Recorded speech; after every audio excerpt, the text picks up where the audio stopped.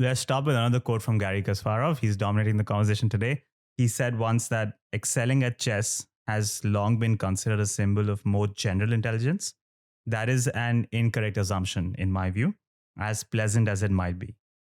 So let's set the premise. Do you agree with Kasparov? Do you think intelligence in chess translates to intelligence in life? Or do you disagree because analytical skills, forecasting, deduction, game theory, calculating lines, all of these skills that you hone in chess are transferable and can be applied in real life? Yeah, this is a really interesting question. And I think where Kasparov is coming, so I should say, I mostly disagree. But I think where he's coming from is people tend to automatically assume that chess players are smart and that they're good at lots of things. Yeah. And that's not necessarily true, but I've interviewed cognitive science Dr. Christopher Chabris, who did this famous experiment that you might have even seen on YouTube called The Invisible Gorilla, where there's a bunch of kids playing basketball and a gorilla kind of walks across the court and people don't even notice, like half the people don't notice the gorilla. And he's also a chess master, and I've interviewed him a few times, and he's one of the people that mentioned that they have done studies on the correlation between intelligence and chess skill, and that the correlation is small, but it exists. So that's sort of my tentpole on the question. That's who I defer to in the information that I defer to. And that's sort of been my experience. I mean, I've interviewed so many incredibly strong chess players, former world champions and world-class players. And they're a smart bunch. A lot of them speak 7-8 languages. A lot of them have these side hobbies doing like advanced math. So I think if you apply it universally, the difference is small enough that I'm sure there are chess like grandmasters who don't have above average IQs, like they probably exist, but the correlation overall is present. So you've disagreed with Kasparov. He's watching. Right. So I'll wait to get his email about this. But okay, so the general stance is that there is a correlation between general intelligence and intelligence in chess. Yes. Or like a narrow domain-based intelligence. But a small correlation, yeah. A small correlation, but anecdotally as well, the grandmasters you've interviewed, they all seem to be a smart bunch. And people who do play chess, even when you interact with them, they seem like a smart bunch. Like they seem intelligent. Yeah, right? I mean, maybe not so worldly, but smart. Right. Okay, so if that is the stance, I'm going to now try to push you on this. Okay. If we consider all the systems in the world, then the reigning, defending, undisputed best chess players in the world are the chess engines. Yes. Whether it's Stockfish or whether it's Deep Blue, which is like a brute force calculator, or whether it's AlphaGo, which is reinforcement learning and historical database, would you go as far as saying because they're intelligent in chess, they're also intelligent systems in general? Would you put them on par with another human? Yeah, it's interesting. And there is a big difference between what you mentioned, sort of the brute force engines like Stockfish, where the humans are giving it the inputs and then they're basically like calculators trying to see as far as they can, versus the self-taught ones like AlphaZero that Google invented. And now there's an open source free one called Leela Zero that a lot of the top players are using. And those, to me, that's seriously impressive. And that's the one that has like a lot more implications for domains beyond chess. The fact that these machines are learning to think. So yeah, they're going to take over the world any day now. Would you call them intelligent systems in general? Are they equal to a human? Yeah, I mean, I'm not an AI expert, but it seems to be moving in that direction. Would you say Stockfish is as smart as any other human being out there? And I don't mean in chess. Yeah. In life in general. Yeah, Stockfish to me is not the best example. Again, it's the neural networks, because Stockfish, it's more like a calculator, Right.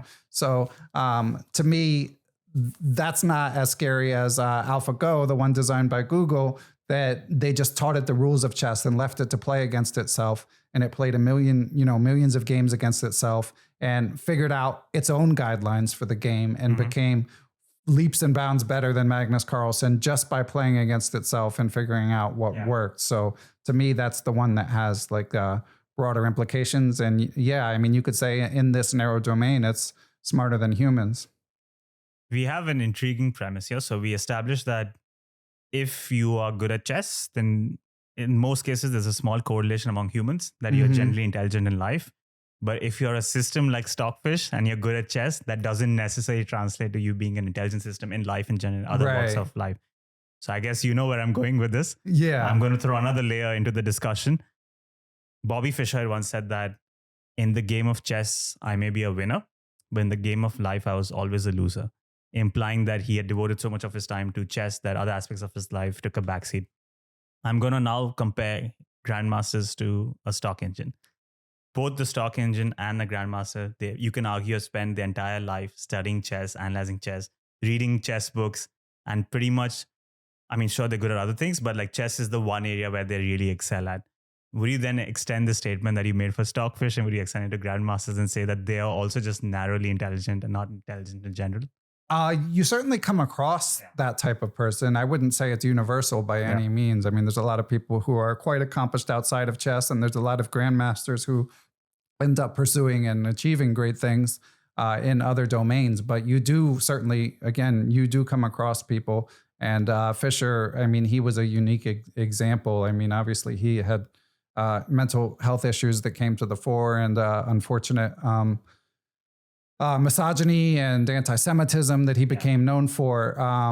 So yeah, he's obviously not the best example for chess, but you do come across chess players who don't have that sort of worldly knowledge across domains. And one other thing I wanted to add about the question of intelligence and chess is, in terms of like what intelligence is, it's really, I'm speaking strictly about the correlation between IQ and like what you would score on an IQ test and chess ability. Like, so what good is an IQ test is a separate question that I'm not really answering, you know? So that's not to say that you're going to be amazing at a bunch of things in the world, but it is to say that broadly, if you took a slice of Grandmasters and gave them an IQ test, they would score above like a random sampling of people on the street. Yes, that's right.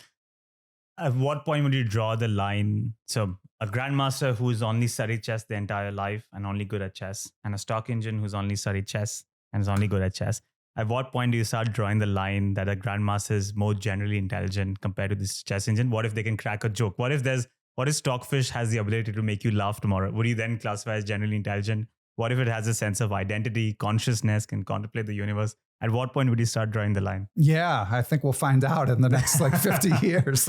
But yeah, I mean, the machines are doing impressive things. So well, currently ChatGPT, I think, can play chess and can crack a joke and has a sense of identity and can think about the universe. Would you then say that it's intelligent?